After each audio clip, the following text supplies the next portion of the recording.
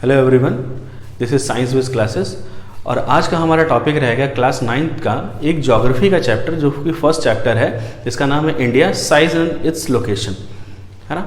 तो इसके बारे में पढ़ेंगे हम, इंडिया के बारे में पढ़ेंगे, उसकी लोकेशन पूरे वर्ल्ड में कैसी है, उसकी बाउंड्रीज़ कैसी हैं, एंड उसका नॉर्थ पोजीशन में सबसे पॉइंट कौन सा है, साउथ में पॉइंट कौन सा है, और ईस्ट में कौन सा है, वेस्ट में कौन सा है। ये सब पूरा आउटलाइन देखेंगे इस पूरे चैप्टर में हम लोग। तो वीडियो शुरू करके आप अगर देख रहे हैं तो हमेशा पेन कॉपी के साथ देखिए, आपके लिए बहुत ही ज़्यादा यूज़फुल रहेगा। मैं बताता चलूँगा कौन सी चीज़ें फैक्ट की तरह आपको याद रखना है या बहुत ज़्यादा कौन सा यूज़फुल रहेगा, ठीक है। चैप्टर की शुरुआत कर रहा है ये 9th क्लास के चैप्टर में। तो चैप्टर की शुरुआत करते हुए इंडिया के बारे में बोल रहा है कि इंडिया एक बहुत ही पुरानी सिविलाइजेशन का एक पार्ट है, वन ऑफ द ओल्डेस्ट। अगर कोई सिविलाइजेशन रही है तो उनमें का एक बहुत बड़ा बहुत इंपॉर्टेंट एक कंट्री रह चुका है। क्योंकि ऐसे देखा जाए तो सिविलाइजेशंस बहुत सी हुई हैं, लेकिन सबसे ज़्यादा मॉडर्न सिविलाइजेशन इंडस वैली हुई है, उसकी वजह से ये यहाँ से बोला है। इंडिया की इंपॉर्टेंस क्या है आज के प्रेजेंट वर्ल्ड में, तो इंडिया एक बहुत बड़ा इकोनॉमिक एक हब बन चुका है और एक एग्रीकल्चर में बहुत बड़ा एक्सपोर्टर है। सारी चीज़ों के बारे में यहाँ पर डिस्कस किया हुआ है एनसीईआरटी में, तो इस चीज़ को हम देखते चलेंगे। तो चलिए स्टार्ट करते हैं इंडिया के बारे में, जो कि उसका साइज़ और लोकेशन के बारे में इस चैप्टर में काफ़ी डिटेल में दिया हुआ है। तो पहले लोकेशन देख लेते हैं क्या है कि इंडिया पूरे वर्ल्ड में कहाँ लोकेटेड है ना। अगर लोकेटेड है तो हम उसको कैसे बताएंगे कहाँ पर है ना। तो इसके बारे में यहाँ इस मैप को हम देख करके बता सकते हैं।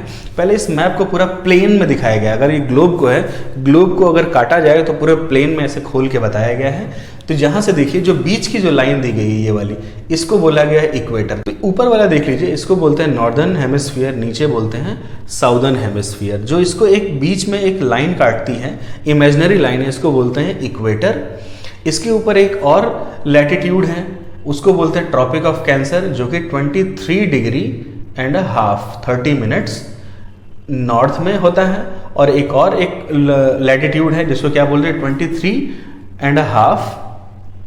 डिग्री एंड 30 मिनट्स साउथ, है ना। इक्वेटर के अपर वाले पार्ट में और इक्वेटर के नीचे वाले पार्ट में आता है, ठीक है। ये लॉन्गिट्यूड और लैटिट्यूड्स हमेशा किसी लोकेशन को रिप्रेजेंट करने के लिए बनाए गए हैं। तो यहाँ देख लीजिए, आप कभी इसको देखेंगे तो ऊपर वाले पार्ट में हम देख रहे हैं कि इंडिया का लोकेशन कहाँ पर है। नॉर्दर्न पार्ट में इंडिया पूरी तरह से हमको मिल रहा है, ठीक है। ये वाला पार्ट इसको क्या बनाता है, यहाँ साउथ वाले पार्ट में बना देता है, इसके ऊपर वाला नॉर्थ वाले पार्ट में। तो इंडिया हमको दिख रहा है यहाँ पे सीधे सीधे नॉर्दर्न हेमिस्फीयर में पूरी तरह से लोकेटेड है। कोई भी पार्ट इसका साउदर्न हेमिस्फीयर में नहीं है। एक और तरीके से देखेंगे कि इंडिया पूरे ग्लोब को अगर हम यहाँ से देखें, इसके एक सिरे से यहाँ से अगर इसको फैला के देखते हैं तो 0 डिग्री से ये लाइन अगर यहाँ से है, इसको बोलते हैं 0 डिग्री। इसको प्राइम मेरिडियन भी बोलते हैं। प्राइम मेरिडियन हमेशा टाइम को दिखाने के लिए इस्तेमाल होता है। तो अगर उसके हिसाब से देखा जाए तो उधर से ये ईस्ट वाला पार्ट आ जाएगा और उधर वाला वेस्ट वाला पार्ट आ जाएगा, ठीक है। तो इंडिया ओवरऑल देखा जाए तो किस पार्ट में मिल रहा है हमको, नॉर्थ ईस्ट वाले जो सेक्शन मिल रहा है ग्लोब का, यहाँ पर मिलता है नॉर्थ ईस्टर्न पार्ट पर। अगर कोई डायरेक्टली पूछता है तो सबसे पहले बोलेंगे कि नॉर्दर्न हेमिस्फीयर में आता है, और एग्जैक्ट लोकेशन के लिए बोलेंगे हम नॉर्थ ईस्ट लोकेशन में इंडिया पूरी तरह से एकदम मिलता है, ठीक है। बाकी कंट्रीज के बारे में देख लीजिए, इसके नीचे यहाँ पर आपका ऑस्ट्रेलिया मिलेगा। इस साइड में यहाँ पर जो कि एक प्राइम मेरिडियन कटते हुए इक्वेटर भी कट रहा है, यहाँ पर अफ्रीका होगा। इस साइड एक कंट्री है, कॉन्टिनेंट है, जिसको साउथ अमेरिका बोलते हैं। इसके ऊपर एक नॉर्थ अमेरिका बोलते हैं, ठीक है। चलिए, तो अभी हम डिटेलिंग कर रहे हैं सिर्फ इंडिया के बारे में। इंडिया को अगर हम ऐसे देख लें तो इंडिया के नीचे देखेंगे हमें बहुत बड़ा एक ओशन मिलता है, जिसको बोलते हैं इंडियन ओशन। इंडिया के नाम से इस ओशन को दिया गया है। उसके राइट साइड में देखेंगे ये वाला जो पार्ट है, इसको बोलते हैं बे ऑफ बंगाल। इसके बगल में इससे लेफ्ट वाले पार्ट को बोलते हैं अरेबियन सी, ठीक है। तो बे ऑफ बंगाल में कुछ ग्रुप ऑफ आइलैंड्स मिलते हैं जो इंडिया के अंडर में ही आते हैं। बे ऑफ बंगाल में मिलता है अंडमान एंड निकोबार, और अरेबियन सी में मिलता है लक्षद्वीप। यहाँ पर मैं लिखना चाहूँगा, बे ऑफ बंगाल में मिलता है अंडमान एंड निकोबार आइलैंड्स। उसके बाद अगर अरेबियन सी में आप देखना चाहेंगे, अरेबियन सी में देखेंगे तो लिखेंगे लक्षद्वीप आइलैंड्स, ठीक है, ये थोड़ा सा आप नोट करके रखिएगा, क्योंकि अभी मैं अगले जो मैप होगा उसमें इसको एक बार फिर से मैं डिटेल बताऊंगा। चलिए देखते हैं अगला टॉपिक। अभी इससे पहले हम लोगों ने ये देखा गया था कि इंडिया की लोकेशन पूरे वर्ल्ड में क्या थी। तो पूरे वर्ल्ड में अगर डायरेक्टली पूछेगा कि इंडिया का लोकेशन कहाँ पर है, तो हम ये बोलेंगे कि वो नॉर्दर्न हेमिस्फीयर में पाया जाता है, और ज़्यादा एक्यूरेट जानकारी के लिए वो नॉर्दर्न और ईस्टर्न हेमिस्फीयर में पाया जाता है। ठीक है, चलिए यहाँ तक हो गया उसके बारे में। अब थोड़ा सा और डिटेल देख लेते हैं, एक बड़ा मैप देख लेते हैं इंडिया का, कि उसमें से लॉन्गिट्यूड और लैटिट्यूड कौन कौन सा जाती है, और एकदम एक्सट्रीम बाउंड्रीज उसकी कैसे डिफाइन करी जाएगी। ठीक है, चलिए यहाँ पर देख लेते हैं। पहले सबसे पहले लैटिट्यूड्स देख लेते हैं। ये जो लैटिट्यूड्स आप देख रहे हैं यहाँ पर, ये वाली, इसको बोलते हैं tropic of cancer. Tropic of cancer ये इंडिया को लगभग इक्वली पार्ट में डिवाइड करती है, ऊपर और नीचे एकदम जस्ट बीच से होते हुए चली जा रही है। ठीक है, ये काफ़ी इंपॉर्टेंट है, क्लाइमेटोलॉजी में इसको बहुत डिटेल में पढ़ना है, इसका इंपॉर्टेंस बहुत ज़्यादा है, तो इसको थोड़ा सा ध्यान रखिएगा आप लोग कि ये कहाँ से जा रही है। जस्ट इंडिया को 2 इक्वल पार्ट में बांटती है। ठीक है, उसके बाद कुछ और इंपॉर्टेंट लैटिट्यूड्स और लॉन्गिट्यूड्स के बारे में देखते हैं कि इंडिया का सबसे वेस्टर्न मोस्ट पार्ट कौन सा है, कौन सा यहाँ पे लॉन्गिट्यूड पड़ेगा यहाँ पे। तो 68 डिग्री एंड 7 मिनट्स ईस्ट जो पड़ता है, सबसे वेस्टर्न मोस्ट इसका पॉइंट पड़ता है। ये वाला जो पॉइंट देख रहे हैं आप लोग, ये वाला पॉइंट। और इसी तरह ईस्ट में आएंगे तो यहाँ पर 97 डिग्री 25 मिनट ईस्ट में एक पॉइंट पड़ेगा। अगर इसको एक प्लेस का नाम आपको याद रखना है तो भी जान लीजिए, इसका नाम है यहाँ पर किबीथू। किबीथू नाम का जो प्लेस है वो सबसे ईस्टर्न मोस्ट पार्ट में पड़ता है। सबसे ईस्टर्न मोस्ट जो पार्ट है इंडिया का, वहां पर एक छोटा सा प्लेस पड़ता है किबीथू, उसका ही ये जो लॉन्गिट्यूड है 97 डिग्री और 25 मिनट्स बताया गया है। उसी तरह के सबसे वेस्टर्न पार्ट अगर देख लिया जाए तो यहां पर है, उसका नाम है गुहार मोती।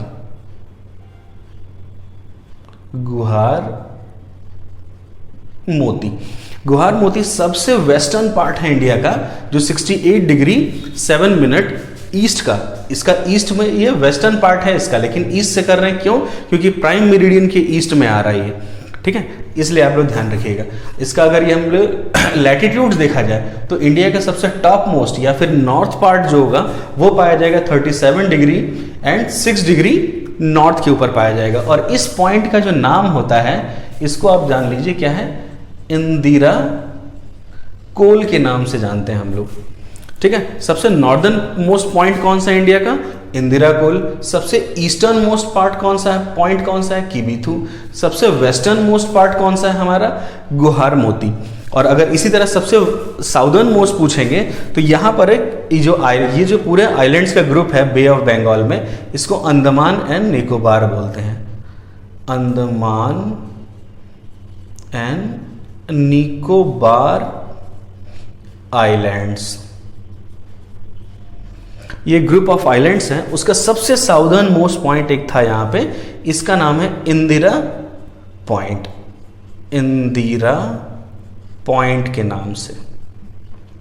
ठीक है, लेकिन अभी रिसेंट में एक सुनामी आई थी, 2004 में एक सुनामी आई थी, जिसके डिस्ट्रक्शन में ये वाला पॉइंट जो है सबमर्ज हो गया, समुद्र के अंदर ही चला गया है, जिसकी वजह से अब ये पॉइंट नहीं, इसके अंदर का एक पॉइंट माना जाता है कि हाँ भाई अब वो पॉइंट नहीं रह गया, उसके अंदर का कोई एक पॉइंट है, वो अभी लिया जाता है। लेकिन अगर अभी भी हम लोगों के डॉक्यूमेंट्स में यही चल रहा है, इंदिरा पॉइंट को सबसे साउदर्न मोस्ट पॉइंट मान के चल रहे हैं। ठीक है, इंडिया को अगर ऐसे देखा जाए तो इंडिया का जो साउदर्न मोस्ट जो पॉइंट पड़ेगा इसके सीधे में, यहाँ एक बहुत बड़ा ओशन पड़ता है, इसको बोलते हैं हम इंडियन ओशन। किस नाम से जाना जाता है? ये इंडियन ओशन के नाम से जाना जाता है। उसी तरह अगर इंडिया के राइट साइड में देखेंगे तो ये एक बहुत बड़ा सा एक वाटर बॉडी पाया जाता है, इसको क्या बोलते हैं? इसको बे ऑफ बंगाल बोलते हैं। बे ऑफ बंगाल में ग्रुप ऑफ आइलैंड्स हैं, इसको क्या बोलते हैं? अंडमान एंड निकोबार। उसी तरीके उसके लेफ्ट साइड में हम जाएंगे, इधर वाले को बोलते हैं अरेबियन सी।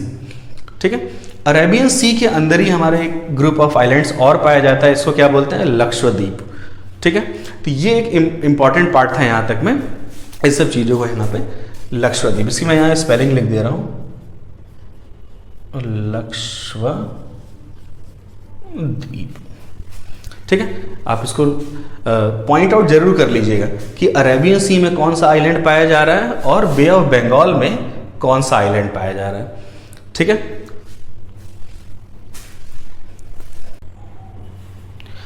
इंडिया का टोटल एरिया जो है 3.2 मिलियन किलोमीटर स्क्वायर है, जो कि पूरे वर्ल्ड का 2.8% है। आखिर 2.8% निकालेंगे कैसे, इसको देखने के लिए पहले इनकी लंबाई और चौड़ाई को हमको देखना पड़ेगा। तो इसकी लंबाई जो है ये कितना पड़ेगा आपको, 3214 किलोमीटर। ये इंदिरा कोल से या आपका कन्याकुमारी तक का जो पॉइंट पड़ेगा, इसकी पूरी लंबाई पड़ेगी 3214 किलोमीटर।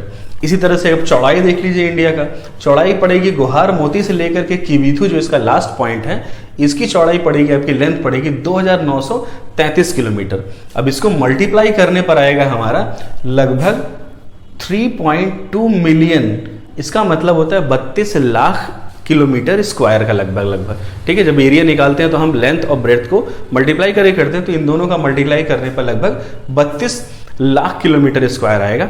ठीक है, जो कि पूरे वर्ल्ड के लैंड मास का, जो पूरे वर्ल्ड का जितनी जमीन है उसका 2.8% आता है निकल करके। ठीक है, इस हिसाब से इंडिया कौन से नंबर पे आएगा रैंक के एरिया वाइज में, हम यहां पर इस चार्ट से देख सकते हैं। ठीक है, इस चार्ट को एक बार देख के देखिए कि area of the largest countries जो हैं, जैसे कि रशिया हो गया, हम जानते हैं कि दुनिया का सबसे बड़ा देश कौन सा है, रशिया है। दूसरे नंबर पे कनाडा, तीसरे नंबर पे यूएसए, चौथे पे चाइना, पांचवें ब्राजील, छठवें पे ऑस्ट्रेलिया, सातवें पे इंडिया है। तो आखिर में उसका कितना एरिया है उसके हिसाब से यहाँ समझ में आएगा। 17 मिलियन किलोमीटर स्क्वायर जो है, स्क्वायर किलोमीटर जो है रशिया का है, 9.98 कनाडा का है, 9.83 स्क्वायर किलोमीटर यूएसए का है, 9.60 स्क्वायर किलोमीटर चाइना का, 8.51 ब्राजील का, 7.69 ऑस्ट्रेलिया का, और इंडिया का आता है 3.2 मिलियन स्क्वायर किलोमीटर।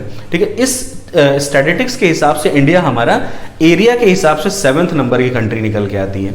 और पॉपुलेशन के हिसाब से आपको पता ही है कि इंडिया दूसरे नंबर का इस समय पॉपुलेशन का कंट्री चल रहा है, पहले नंबर पे चाइना चल रहा है, जिसकी पूरी पॉपुलेशन कितनी है, 1.4 बिलियन चाइना की है, हमारी है 1.35 बिलियन, जो कि बहुत ज़्यादा पीछे नहीं है अभी हम इसके कंपेयर में।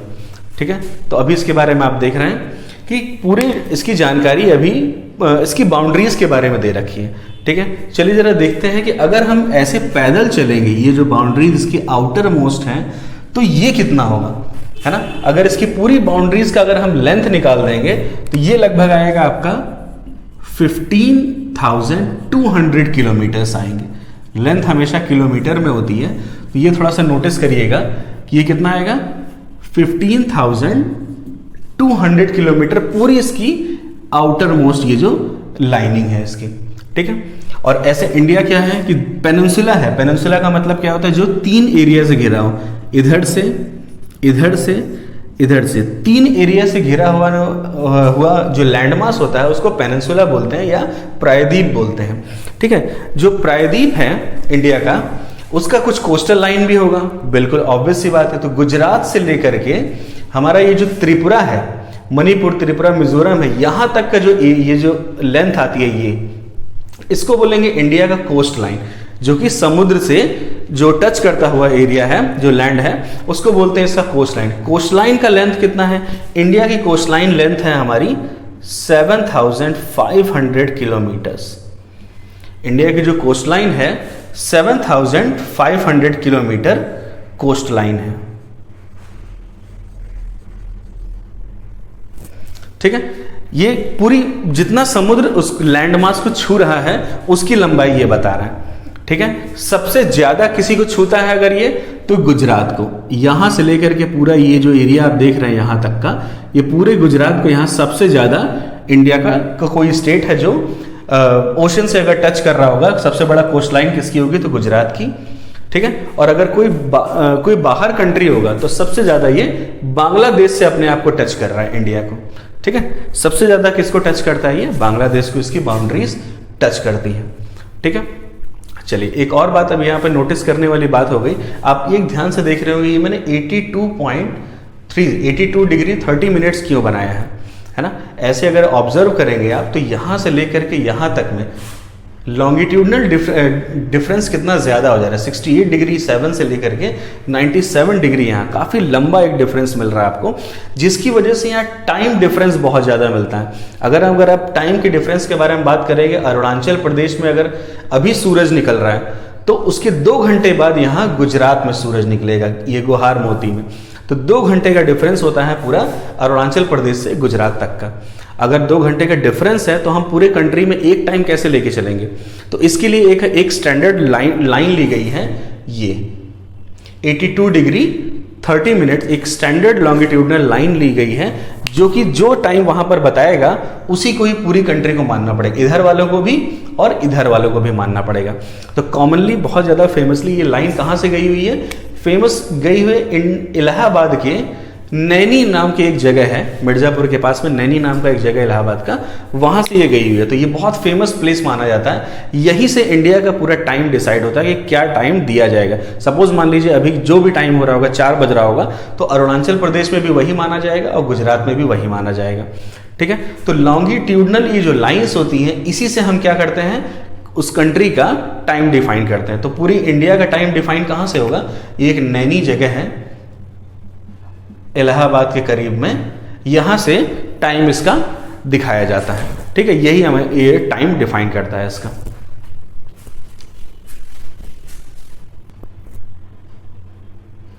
तो वो लॉन्गिट्यूडनल लाइन जो किसी कंट्री का टाइम डिफाइन करती है उसको बोलते हैं standard meridian of that country. ठीक है, तो ये जो लाइन 82 डिग्री एंड 30 मिनट्स जो इंडिया का है, जो कि मिर्जापुर के पास से जाती है, नैनी के पास से, इसको इंडिया का स्टैंडर्ड मेरिडियन बोलेंगे। स्टैंडर्ड मेरिडियन बोलेंगे। स्टैंडर्ड का मतलब यही से टाइम डिफाइन होगा कि पूरी कंट्री में टाइम क्या लिया जाएगा। ठीक है, चलिए तो अभी पूरे ओवरऑल, और यहां पर एक छोटा सा मैं करेक्शन बताना चाहूंगा आपको कि 77,516.6 किलोमीटर्स है, बस थोड़ा सा डिफरेंस है। राउंड में 7,500 ही ले लिया जाता है, कोई बहुत बड़ा डिफरेंस नहीं है। लेकिन आप स्ट्रैटेजिकली अगर इसको देखेंगे एग्जाम के लिए, तो इसको लेके चलिएगा 7,516 किलोमीटर। ठीक है, तो जब कभी भी आप ये वीडियो देखिए तो हमेशा कॉपी पेन के साथ इसको देखिए, क्योंकि इसके अंदर जो डेटा लिखे हुए हैं एकदम फैक्ट्स हैं। फैक्ट्स हमेशा एग्जाम में भी आते हैं और जनरल नॉलेज वगैरह के सेक्टर में भी हमेशा पूछे जाते हैं। ठीक है, तो एक एक चीज़ को जब भी आप देखिएगा शुरुआत से, चाहे इसका ये नॉर्दर्न वेस्ट पार्ट हो, चाहे इसका ईस्ट हो, कौन सा प्लेस है, क्या क्या इसका नाम है, कौन सा मेरिडियन जाता है, कितना लेंथ है, अरेबियन कहाँ पे है, ये जितनी भी चीज़ें मिल रही हैं आपको उसको पॉइंट वाइज आप कॉपी में नोट करते चले जाइए। ये आपका एक लास्ट में आते आते एक बढ़िया एक नोट्स की तरह बन जाएगा, आपके एग्जाम के लिए बहुत यूजफुल रहेगा। ठीक है, तो अभी फर्स्ट पार्ट ये आया है। इसका अगला पार्ट आएगा कि इंडिया के बगल की कंट्रीज कौन कौन सी, नेबरिंग कंट्रीज कौन कौन सी हैं, किससे टच करता है उस। तो अगर आपने चैनल को सब्सक्राइब नहीं किया है तो आप चैनल को सब्सक्राइब कर लीजिए और लाइक्स का बटन दबाते रहिए। ये हमें एक मोटिवेशन देता है कि इस तरह के वीडियोस को हम बनाते रहें, और जितना हो सके अपने दोस्तों के साथ शेयर करिए। ये एक ऐसी वीडियो है जो कि जनरल नॉलेज के तरीके है, जो आपको हमेशा काम में आएगी। तो चैनल को अगर सब्सक्राइब नहीं किया है तो आप सब्सक्राइब कर सकते हैं, अपने दोस्तों के साथ शेयर कर सकते हैं। मिलते हैं हम नेक्स्ट वीडियोज़ में, सेकेंड पार्ट में इसकी।